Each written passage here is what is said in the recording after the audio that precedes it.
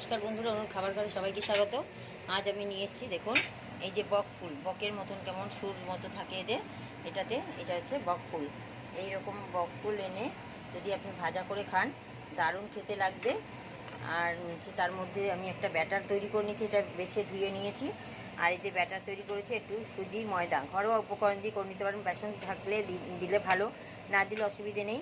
আমি শুধু ময়দা, একটু সুজি দিয়েছি, হলুদ, নুন, লঙ্কার গুঁড়ো একটু সামান্য, আর দুটো সাদা জিরে দিয়ে দিয়েছি। এবার ব্যাটারটা পুরো রেডি, একটু ফেটিয়ে নিচ্ছি আবার। এবারে আমি দুটো তিনটে করে ফুল একসাথে করে করে আমি ভেজে নেব। দেখুন, আর একটু সুজি দিলে দারুণ লাগে, মুচমুচে হয়, খেতেও ভালো হয়। এই দেখুন, বেশ সুন্দর হবে দেখতে এবং খেতেও ভালো লাগবে। এই দেখুন, এইভাবে আমি একটা দুটো করে ছেড়ে দিচ্ছি। আজকে আমি সর্ষের তেলে এটা ভাজছি, অন্যদিন আমি সাদা তেলেও ভাজি।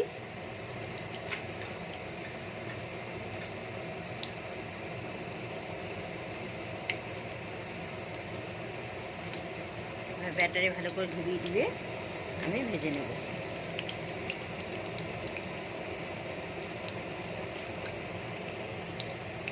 আজকে একটু কমই ভাজছি, এখন ঘরে কেউ নেই খাবার মতো, কম করেই ভাজছি। পরে ছেড়ে এলে আবার গরম গরম ভেজে দেবো।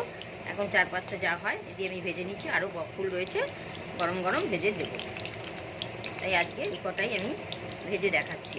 মোটামুটি আপনারা বুঝতে পারবেন যে কীরকম কম সময় ঘরোয়া উপকরণ দিয়ে, কম জিনিস দিয়ে এরকম জিনিসই সুস্বাদু টেস্টি খাবার শুধুও খেতে পারেন, আবার আপনি ডালের পাতেও খেতে পারেন, ডাল দিয়ে ভাজা দিয়ে, আবার শুধু খেতেও দারুণ টেস্টি লাগে। দেখবেন আমি পুরো ভেজে আমি দেখাচ্ছি, মুচমুচে হয়ে গেলে তুলে দিচ্ছি।